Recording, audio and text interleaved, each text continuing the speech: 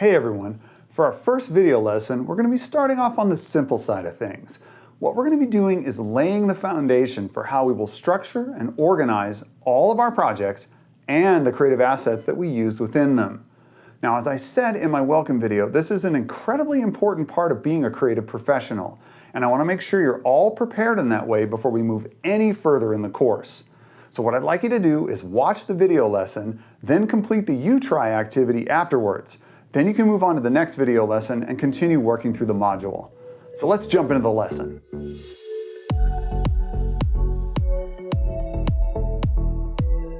All right, my friends, welcome to our first video lesson. In this lesson, we're going to be learning how to build a project, both at the file level in Finder or Windows Explorer and inside Premiere. Now, there are a number of reasons we do this. First of all, it makes finding our own files much easier when we're working alone. And when you're working at the professional level with a team, it enables everyone on that team to much more easily find video, audio, still images, graphics, various project files, etc. quickly and efficiently. Because wasted time is wasted money. So if you want the team you're working with and yourself to be successful, you need to work quickly, efficiently, and in a professional manner. And that starts with a solid foundation and a well-built project. Okay, so we're going to start at the file level. First thing we're going to do is create a new folder. Now, there are a couple of ways to do this. You can right-click and choose New Folder, or you can use a keyboard shortcut. On a Mac, that is Shift-Command-N. There we go, New Folder. On Windows, that is Shift-Control-N. So we're going to click in here and rename this folder. And we're going to use the name template in all caps, underscore, and the year 2020. All right. So now we'll open up that folder, double click, and we'll begin creating subfolders. So again, using my keyboard shortcut, Shift-Command-N or Shift-Control-N on a PC, creating my first subfolder, and I'm going to call that in all caps, Docs, and that stands for Documents. So this is where you might store scripts, informational sheets, PDFs, anything of a text-based nature that relates to your project. Now, I want to make sure that I don't have Docs selected when I create my next subfolder, because if I do, it's going to go inside Docs, and we don't want that. All right, so make sure I have template 2020 selected over here and create my next subfolder. I'm going to call this GFX, and that stands for graphics. All right, next folder is going to be called Media, and this is where your video files will live. Back over to Template, and next subfolder will be MX, and that is an industry standard abbreviation for music. Next is going to be Outputs, and that is where we're going to store the files that we output at the end of the creative process. Our finished products will live here. Next, I'm going to have the project folder, and that's where we're going to store our project files, Premiere, Photoshop, After Effects, etc. And then finally, we're going to have the SFX subfolder, and that stands for sound effects. So we've got 7 subfolders here living inside one parent folder, template 2020. Cool. All right, so now let's jump into Premiere. And what we're going to do is create a new project. Click the New Project button here. And up comes this dialog box asking us a bunch of questions about various aspects related to this project. The first one is what we're going to call it, the name. We're not going to leave it untitled. So what we're going to do is mirror the name of our parent folder here. but we're going to do it in a slightly different way. We're going to capitalize the first letter only, template, and then we're going to put in the year, 2020. And then we're going to add some other information here. Put in an underscore, and then put in your name. That's my name. You type your name, another underscore, and then we're going to put in the date in a very special way, an 8-digit date format, starting with the year, 2020, and today's date, August 16th. Moving on down, we're going to go to the Browse button here to tell Premiere where to store this project. Click on Browse, and we're going to go to the desktop and navigate to our Template 2020 parent folder, and then into, of course, the project folder. Choose. And now we're going to move down to video rendering and playback, particularly the renderer here.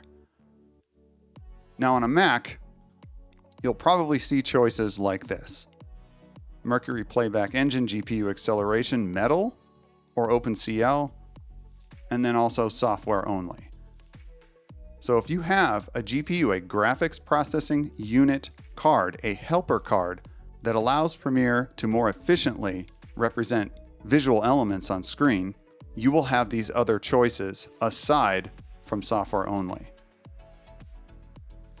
You can see that the Metal option here is recommended. Now, if you use software only, Premiere will basically abandon the use of that GPU card, and it will make it more difficult to play back video smoothly. So the long and short of it is, this works better than this. Now, if you're on a PC, you will have choices like this, but they'll probably say something like CUDA, C-U-D-A. So you'll want to choose one of those instead of software only as well. So I'm going with Metal here.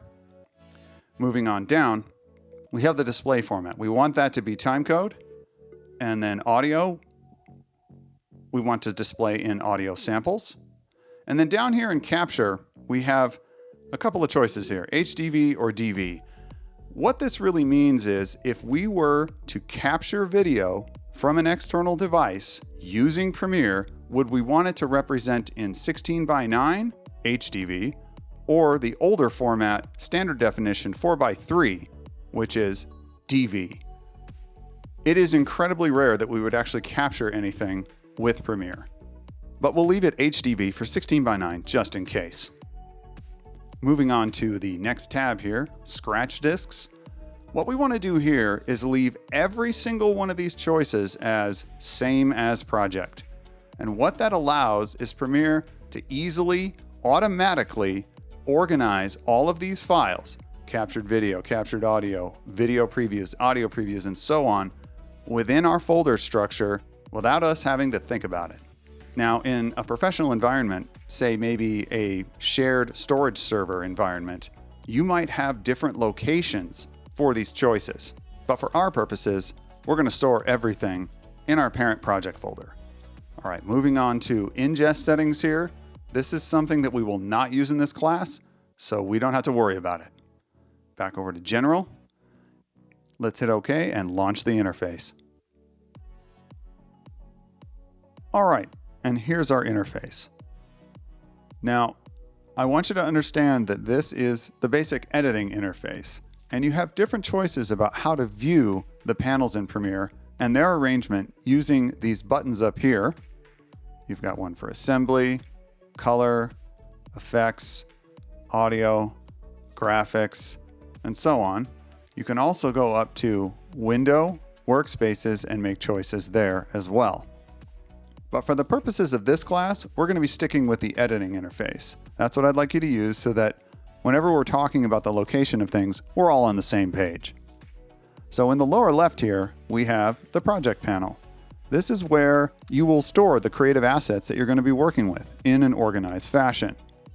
In the upper left, we have the source panel. This is where you can view clips before actually editing them into your timeline. You can audition them, watch them, listen to them, view still images. You can even place in and out points to determine exactly what part of a clip you want to use, that sort of thing. Down here at the bottom, we have the timeline. This is where the clips that you will edit into place will go and create your sequence, a series of clips edited together. Then up here in the upper right, we have the program monitor, and this is where you will view the sequence that you have created down here in the timeline. So these are the four main panels: project, source, timeline, and program. And there are keyboard shortcuts that will take you to them. Shift 1 will take you to the project panel. Shift 2 takes you to the source panel. Shift 3 takes you to the timeline. And Shift 4 gets you to the program monitor. Now there are a couple of other smaller panels in here. We've got all the way over on the lower right, our audio meters, where you can actually view the strength of the audio coming from various clips. And then over here we have the tools panel that houses a lot of very commonly used tools in Premiere. And if you roll over them, you'll actually get an indicator that tells you the name of the tool and the keyboard shortcut associated with it. So we've got the selection tool with a keyboard shortcut of V, track forward select tool with a keyboard shortcut of A, ripple edit tool B, razor tool C, slip tool Y, very commonly used pen tool, keyboard shortcut of P, hand tool H, and the type tool with a keyboard shortcut of T. 95% of the time you're going to be using the selection tool. So heading over to the project panel here, we're going to create our bin structure to house all of our creative assets in that organized fashion. And we're going to use our folder structure at the file level as inspiration to do this. We'll loosely mirror what we've done there. So to create a new bin, there are a couple different things you can do. You can use the new bin icon down here, and it looks like a folder, but it's actually a bin. Please refer to it that way.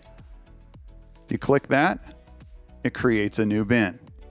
And I'm going to name this new bin GFX. Now I want to make sure that when I create my next bin, just like at the file level, I do not have GFX selected, because if I do, it will create a sub bin inside GFX, and we don't want that. So without it selected, I'll hit the new bin icon again, and our next bin will be called Media. Now you can see that these are not in alphabetical order. I can change that by clicking on the name bar up here and arranging them in ascending or descending order. Now to create my next bin, I'm going to use a keyboard shortcut, and that's Command B on Mac and Control B on PC. And this bin will be called MX for music. Next will be SFX for sound effects. Now you can see I skipped over docs, outputs, and project that we have at the file level. We don't have a docs bin because normally you're not going to bring text-based documents into Premiere, because you don't edit with those. And outputs are where the finished products live that we create in this project, and we don't usually bring them back into the project that created them.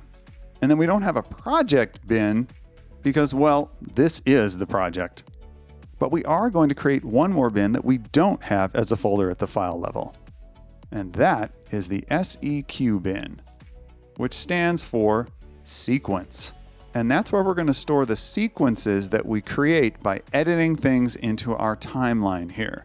As soon as we drop clips in here or edit them from the source monitor down into the timeline, a sequence will be created. You can see right now that no sequences are present in this timeline. So understand that sequences are housed when you're actively editing in them in the timeline.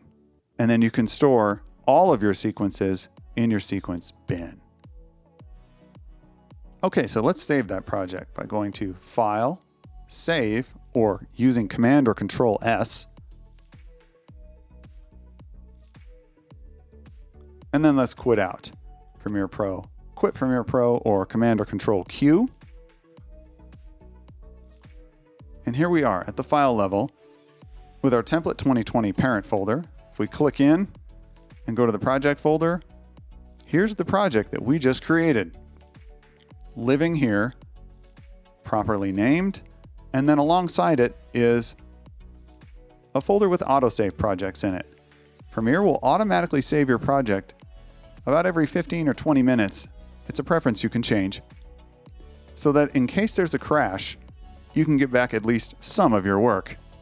But I'll tell you, you cannot manually save too much.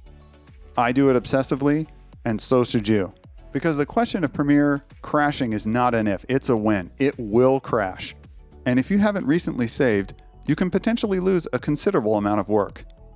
So save yourself some time and headache and save often. All right, so let's relaunch now.